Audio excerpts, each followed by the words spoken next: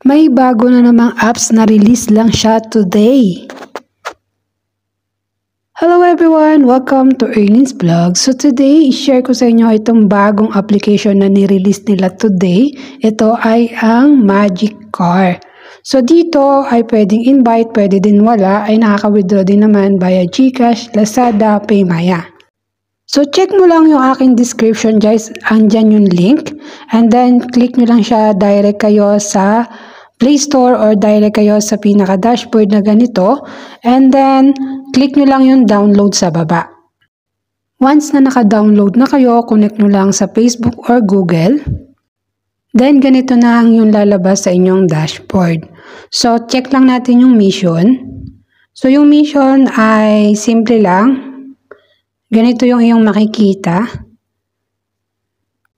At kung kayo ay may mga experience sa Crazy Rock, sa Speedman, ay same na same siya dito sa mission sa Magic Car na to. So ito naman yung mga exchange banknote. Tapos ito naman yung paano siya laruin. So papakita ko sa inyo. So loading pa yung aking video. Ganito lang siya guys, i-collect lang natin yung mga coins dyan. Yan. Kung nakikita nyo itong aking dashboard, simpleng game lang siya. Bago lang tayo sa application na to dahil today lang siya ni-release. So, ganyan lang yung gagawin natin at magle-level 3 na tayo.